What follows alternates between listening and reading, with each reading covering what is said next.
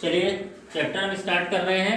हमने last lecture में set theory start की थी और बताया था थोड़ा बहुत, ठीक है। और अगर किसी को कोई दिक्कत में हमारे ख्याल से अभी कायदे से क्लियर नहीं हुआ था, कुछ लोगों को वॉइस प्रॉब्लम वगैरह थी, तो हम उसको दोबारा से स्टार्ट कर रहे हैं। Set theory, set theory. तो इसमें से सबसे पहली चीज है कि सेट की डिफिनीशन। सेट होता क्या है? तो डिफिनीशन इसकी होती है, set is a collection of well defined object. Set जो है वेल डिफाइंड ऑब्जेक्ट का कलेक्शन होता है। ये डिफिनीशन जो दी थी ये जॉर्ज कैंटर ने दी थी, ठीक है। इन्हीं को बोलते हैं सेट को खोजने वाले, यही थे, ठीक है। मतलब ये है कि कुछ चीज़ें ले लिया जाए, उनको अगर हम उनका कलेक्शन बनाएं तो सेट बन जाता है, ऐसा जरूरी नहीं है, ठीक है। सेट तभी बनेगा जब वो कलेक्शन जो है पूरी तरीके से वेल डिफाइंड हो। कलेक्शन जो है वेल डिफाइंड होगा तभी वो सेट बनेगा, ठीक है। जैसे एग्जाम्पल के लिए हमने कहा कि dangerous animal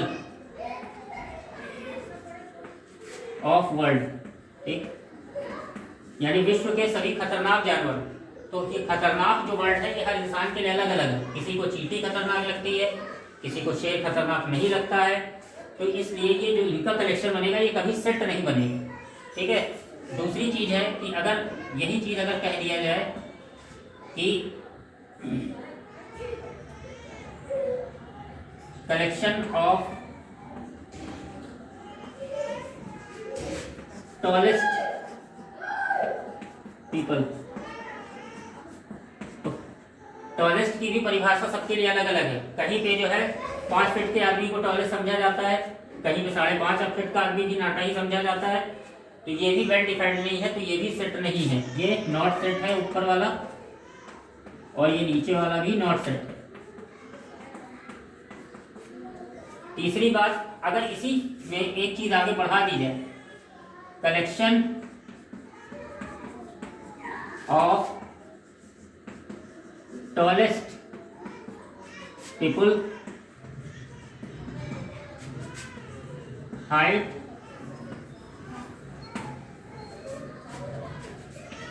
more than 160 centimetre. अब यहाँ पे वेल डिफाइंड कर दिया गया है कि यहाँ पे टॉलेस्ट आदमी कौन से हम ले रहे हैं, जिनकी हाइट 160 सेंटीमीटर है, तब ये सेट हो जाएगा। ये एक सेट है। जब तक कोई चीज वेल डिफाइंड ना हो तब तक वो चीज सेट नहीं होती, ठीक है। जैसे और एग्जाम्पल हम आपको मूल्यवानी बता दे रहे हैं। जैसे कहा जाए कि set collection of natural number, तो नेचुरल नंबर अब यहाँ पे डिफाइंड कर दिया गया, वेल डिफाइंड कर दिया गया कि नेचुरल नंबर है। तो नेचुरल नंबर है तो इसका मतलब है कि वो सेट होगा, ठीक है। जैसे कह दिया जाए कि प्रेसिडेंट ऑफ इंडिया, ठीक है, list of president of India, तो भारत के प्रेसिडेंट वेल डिफाइंड है कि कौन कौन से थे, तो वो भी एक सेट होगा, ठीक है। या प्राइम मिनिस्टर ऑफ इंडिया, ये भी एक सेट होगा, ठीक है। तो जो चीज वेल डिफाइंड होगी वो सेट होगा। मतलब ऐसा कोई भी कलेक्शन जो वेल डिफाइंड है वो सेट होगा। डेज ऑफ अ वीक, हफ्ते के दिन वेल डिफाइंड है, ये सेट होगा, ठीक है। जो चीज वेल डिफाइंड नहीं हो वो सेट नहीं हो सकता है, ठीक है। जैसे कहा जाए smart people of India, handsome people of India.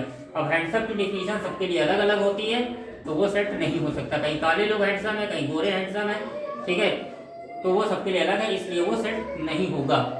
उम्मीद है कि सबको समझ में आ गया होगा। इसको उतार लीजिए अगर किसी को उतारना हो, नहीं तो हम आगे बढ़ते हैं। हाँ, तो कुछ चीजें हैं, जैसे कहा जाए नंबर 1 है कि wise collection of wise main of India, यानी भारत के बुद्धिमान लोगों का कलेक्शन। ये भी सेट नहीं है, कोई पता नहीं कौन बुद्धिमान है कौन नहीं बुद्धिमान है, ठीक है। तो ये भी सेट नहीं, क्योंकि ये वेल डिफाइंड नहीं है। जैसे अगला है dangerous animal found in India, collection of dangerous animal found in India, ये भी सेट नहीं होगा, क्योंकि भारत में पता नहीं कौन सा जानवर किसके लिए डेंजरस है, किसे कौन समझता है, ठीक है। अब अगली चीज आती है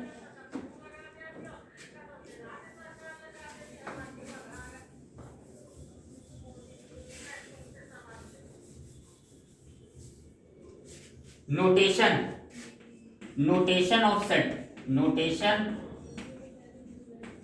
ऑफ सेट, यानी सेट को नोटेशन यानी नोट कैसे, मतलब कैसे डिनोट करते हैं सेट को।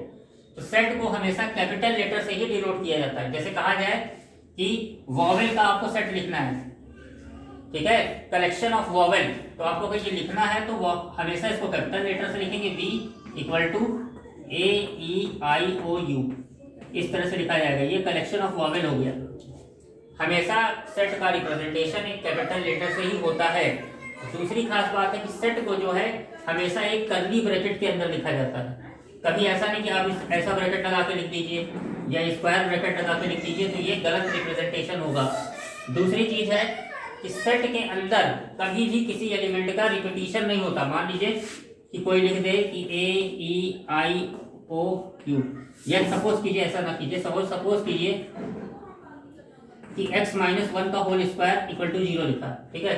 अब कोई किसी बच्चे से पूछा गया कि इसका जो सोल्यूशन होगा वो सेट के एलिमेंट है, तो इसका सोल्यूशन क्या है, तो क्वाड्रेटिक इक्वेशन है, तो यानी इसके दो फैक्टर होंगे, एक x-1 और दूसरा भी x-1, यानी इसकी दो वैल्यू आएगी, एक x इक्वल टू 1 आएगी और एक x इक्वल टू 1 आएगी। तो अब इसका जो कलेक्शन है वही सेट है, यानी 1, 1। तो ये गलत रिप्रेजेंटेशन हो जाएगा, क्योंकि सेट के अंदर कभी भी किसी एलिमेंट का रिपीटिशन नहीं हो सकता। तो इसको एक ही बार लिखेंगे, यानी 1 बस, ठीक है। हाँ, अगर दो अलग अलग एलिमेंट आए होते, मान लो यहाँ पे x-1 x-2 होता, तो वो एक अलग की बात है, तब दो एलिमेंट लिखे जाते, एक 1 लिखा जाता और दूसरा 2 लिखा जाता है इसके अंदर, ठीक है। तो ये बात हो गई, नोटेशन हमने आपको बता दिया। सेट को हमेशा कर्ली ब्रैकेट में लिखा जाता है। दूसरी बात, और कभी सेट के अंदर के एलिमेंट को रिपीट नहीं किया जाता। इसके बाद एक चीज होती है कि बिलोंग क्या करते हैं। जैसे अगर हम यहाँ ई के बारे में लिखेंगे तो ई क्या है, ई एक एलिमेंट है जो बिलोंग करता है किसको, वी को करता है। मान लो हम यहाँ लिखते हैं एफ, तो एफ तो इसके अंदर कोई एलिमेंट ही नहीं है, तो यहाँ लिखेंगे F does not belong to V, मतलब एफ जो है वो वी को बिलोंग नहीं करता है, ठीक है। इसके बाद हम अगली चीज पे आते हैं। अगला है representation of set, representation of set. तो रिप्रेजेंटेशन ऑफ सेट में क्या है, इसमें जरा सा देखिए। रिप्रेजेंटेशन ऑफ सेट की अगर हम बात करते हैं तो इसको दो तरीके से रिप्रेजेंट किया जाता है। पहला होता है रोस्टर मेथड, रोस्टर मेथड, और सेकंड आपका होता है set builder form, set builder form. पहला होता है रोस्टर मेथड, दूसरा होता है सेट बिल्डर फॉर्म। ये दो तरीके होते हैं सेट को रिप्रेजेंट करने के लिए। रोस्टर फॉर्म क्या होता है कि जब आप नंबर यानी स्कैटर रूप में लिख दीजिए, मतलब बिना किसी डिफिनीशन के लिख दीजिए। जैसे कहा जाए कि कलेक्शन ऑफ वॉवेल, तो क्या था, कलेक्शन ऑफ वॉवेल AEIOU, ऐसे आपने लिख दिया, तो ये हो गया रोस्टर फॉर्म। इसी को डिफिनीशन के रूप में लिख दिया जाए, x such that x is a vowel, अगर ऐसे लिख दिया तो इसका मतलब हो गया ये सेट बिल्डर फॉर्म हो गया। यानी सेट को बनाने की जो डिफिनीशन है वो अगर हमने लिख दी तो वो हो गया सेट बिल्डर फॉर्म, और अगर उसे स्कैटर रूप में लिख दिया यानी जो नंबर्स हैं एग्जैक्टली, तो वो हो गया तुम्हारा रोस्टर फॉर्म, ठीक है।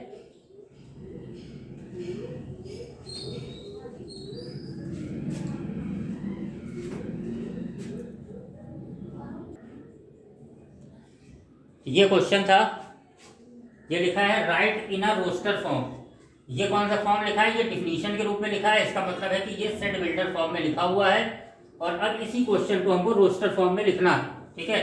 तो सबसे पहले ध्यान से देखिए, सबसे पहले क्या लिखा हुआ है, A1 लिखा है कि A1 क्या है, x such that x is alphabet before E, ठीक है। मतलब x क्या है, एक ऐसा अल्फ़ाबेट है जो कि ई से पहले आता है, ठीक है। तो ई से पहले ABCD में कौन आता है? ए आता है, बी आता है, सी आता है, डी आता है। तो A1 सेट क्या हो जाएगा? A1 सेट हो जाएगा ई से पहले जो जो आते हैं। तो ई से पहले कौन कौन सा आता है? A B C D, यही आपका आंसर हो गया। इसी को बोलते हैं रोस्टर फॉर्म। A2 लिखा है सेट। A2 क्या है? यहाँ देखिए एक्स सच दैट एक्स ऐसा है कि सेट ऑफ वर्ड सेट्स, कि जो सेट जो ये वर्ड लिखा है SETS, इसमें जो अक्षर आ रहे हैं, मतलब इसमें जो अल्फाबेट आ रहे हैं उनका जो है सेट है। तो इसमें कौन कौन से अल्फाबेट आ रहे हैं? एक एस आया है, एक ई आया है, एक टी आया है, एक एस आया है।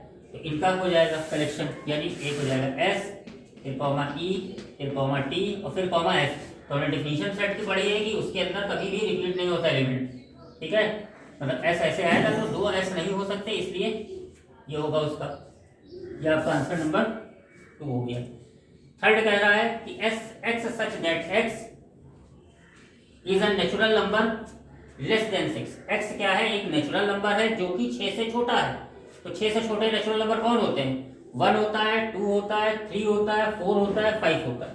तो बस वो सारे लिख दो। ये हो जाएगा 1, 2, 3, 4, 5 हो गया। इसी के बाद A4 क्या है? X such that X is a 2 digit number, 2 digit natural number and sum of digit is 8। X क्या है? यहाँ पे एक 2 अंकों की संख्या है और ये 2 अंकों की संख्या क्या है? नेचुरल नंबर है जिनका अंकों का योग जो है वो 8 है।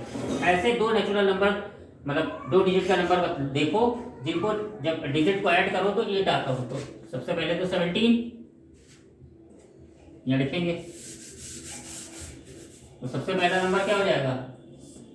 17 हो जाएगा। फिर इसके बाद क्या हो जाएगा? 26 हो जाएगा। 2 और 6 ऐड, फिर हो जाएगा 35। 1 से स्टार्ट करेंगे, पहले 1 ले लो।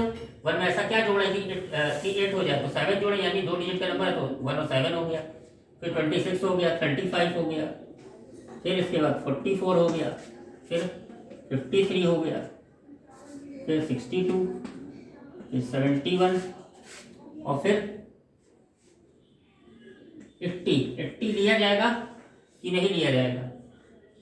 2 डिजिट का नंबर जिनको आपस में जोड़ो और उनका सम जो है 8 होना चाहिए। तो 8 और 0 2 डिजिट हैं, इनका सम 8 होता है, तो ये लिया जाएगा। इसके आगे नहीं होगा। आया समझ में? समझ में आ रहा है बेटा? ये वाला ठीक है। हाँ, यहाँ कह रहा है कि 2 डिजिट का नंबर है बेटा जिनका सम जो है 8 होना चाहिए, ठीक है। तो 2 डिजिट का नेचुरल नंबर, जो नंबर है वो नेचुरल नंबर है, ठीक है। और उनका जो सम है, मतलब और जो डिजिट उसमें यूज हो रहे हैं उनका सम जो है वो 8 होना चाहिए। तो कभी भी स्टार्टिंग करोगे तो 1 से स्टार्ट करोगे क्योंकि नेचुरल नंबर की स्टार्टिंग करेंगे। तो 1 में ऐसा क्या जोड़ दे कि 8 हो जाए? सबको पता है कि 1 और 7 8 होता है। तो 1 7 यानी 17 जो होगा वो नंबर होगा जिसका सम आपस में जोड़ेंगे तो 8 आएगा। तो 1 के बाद अगला आता है 2, 2 में क्या जोड़ दें? 6 जोड़ दें, तो यानी 26, इन दोनों का सम 8 होता है। फिर 35, इसी तरह 44। अब 4 के बाद अगला आएगा 5, तो 5 में क्या जोड़े? 8 आए, 3 यानी 53, 53, फिर 62, फिर 71, फिर लास्ट में 80। ये हो गया आपका। इसके बाद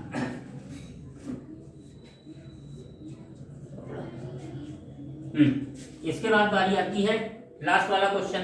इसमें क्या कह रहा है? इसमें कह रहा है कि X such that X is a completing square less than 50। मतलब एक्स जो क्या है? एक पूर्ण वर्ग संख्या है, यानी पूरा कंप्लीटिंग स्क्वायर जो कि 50 से छोटा है। तो 50 से छोटे कौन कौन से नंबर है जो पूरे स्क्वायर है? 1 है सबसे पहला, फिर उसके बाद 4 है क्योंकि 4 किसका स्क्वायर है? 2 का स्क्वायर है। फिर इसी का तरह 9 है, वो किसका स्क्वायर है? 3 का। फिर 16 है, फिर 25 है, फिर 36 है, उसके बाद क्या है? 49 है, ठीक है। और 49 के बाद अगला नंबर कौन सा आएगा जो कंप्लीटिंग स्क्वायर होता है? 64। लेकिन 64 50 से ऊपर निकल जाएगा। तो कह रहा है कि एक्स वो नंबर है जो कंप्लीटिंग स्क्वायर है लेकिन 50 से छोटे हैं।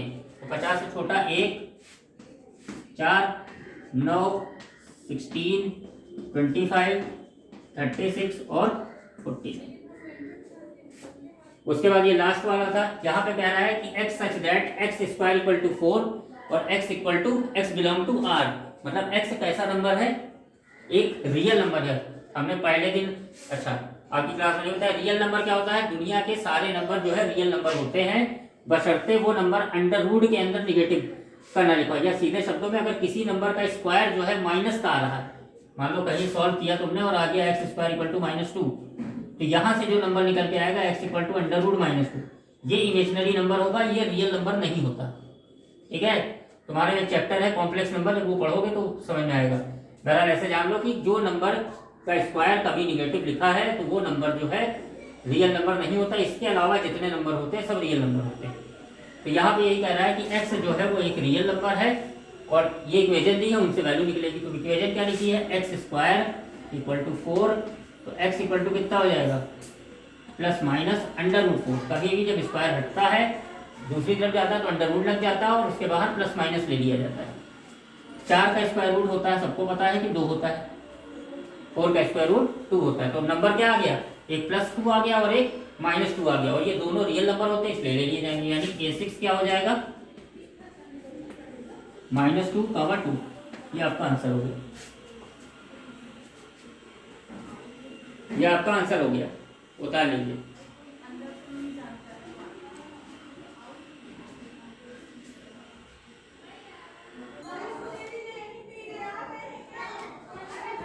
ये है क्वेश्चन बेटा, इसको हमको लिखना है सेट बिल्डर फॉर्म में। तो सेट बिल्डर फॉर्म में कैसे लिखना होता है वहां पे हम देखेंगे। सेट बिल्डर फॉर्म का मतलब है इसको किसी डिफिनेशन लिख दो, लेकिन सबसे पहली चीज है कि तुमको कायदे से देखना पड़ेगा क्या इसमें कॉमन क्या हो रहा है। मतलब अगर तुम ये समझ पाओ कि इसके अगला टर्म क्या लिखोगे तब तुम समझ पाओगे कि कैसे लिखा जाता है। जैसे ये लिखा है, पहले में लिखा 2 फिर 4 फिर 6 फिर 8, यानी सब में दिख रहा है कि ये सारे इवन नंबर लिखे और 2-2 के डिफरेंस पे लिखे हुए हैं। यानी 2 है, 4 है, 6 है, 8 है, तो अगला हमको पता है कि 10 होगा। ठीक है, नीचे देखो, नीचे क्या हो रहा है, सब में ऊपर 1 तो कॉमन दिख रहा है, लेकिन नीचे क्या है, नीचे पहले 1 था, फिर 2 हुआ, फिर 3 हुआ, फिर 4, कुछ ना हो तो 1 होता है। ठीक है, तो नीचे ऊपर वाले में सेम है, नीचे डिनोमिनेटर में एक एक गिनती बढ़ती चली जा रही है। तीसरा वाला जो क्वेश्चन लिखा उसमें क्या है, उसमें सारे 3 के मल्टीपल लिखे हुए हैं। 3 1 जा मतलब 3 की टेबल लिखी, 3 1 जा 3, 3 2 जा 6, 3 3 जा 9, अगला 3 4 जा 12। नीचे भी उसी तरह 2 की टेबल लिखी हुई है, मतलब सारे 2 के मल्टीपल लिखे हुए हैं। उसके नीचे वाला, उसमें भी ऊपर वाले वैल्यू जो है सेम लिखी हुई है, लेकिन नीचे में क्या है, नीचे की खासियत ये है कि नीचे जो है सारे स्क्वायर लिखे हुए हैं। मतलब ये 1 का स्क्वायर लिखा है, ये 2 का स्क्वायर लिखा है, ये 3 का स्क्वायर लिखा है, ये 4 का स्क्वायर लिखा है, इसके बाद वाला 5 का स्क्वायर। ऐसे समझना है हमको। ठीक है, तो सबसे पहले इसको लिखेंगे सेट बिल्डर फॉर्म में। क्या लिखेंगे, ये 2 4 6 8 लिखा था, तो यहाँ लिखेंगे x सच दैट x, ये क्या है 2 का मल्टीपल है, तो यहाँ लिख दो 2n, और n क्या है, n belong to natural number. बस हो गया। मतलब यहाँ नेचुरल नंबर रखते चले जाओ, सबसे पहले 1 रखो, फिर 2 रखो, फिर 3 रखो, फिर 4 रखो, आगे मिलता चला जाएगा नंबर, क्योंकि डैश डैश लिखा था तो वो कभी खत्म नहीं होगा, आगे हमको लगातार रखते रहेंगे। डैश डैश लगा दो ना,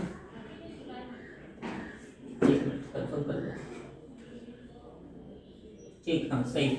उसके बाद नीचे वाला, इसको देखिए, यहाँ ऊपर न्यूमरेटर में सब में 1 है, ठीक है, लेकिन नीचे गिनती क्या है, बढ़ती चली जा रही है। और नीचे क्या लिखा है, नेचुरल नंबर लिखा है 1 2 3 4। तो सिंपल यहाँ क्या होगा, ऊपर वाला सेम रहेगा, यानी x such that x equal to 1/n, और n क्या है, नेचुरल नंबर। जैसे ही हम n की जगह 1 2 3 4 रखते रहेंगे वो पूरी सीरीज आ जाएगी। नीचे क्या है, नीचे 3 का मल्टीपल, सिंपल है, यहाँ भी उसी तरह कर देंगे। तो x such that x equal to 3n, और n क्या है, नेचुरल नंबर है।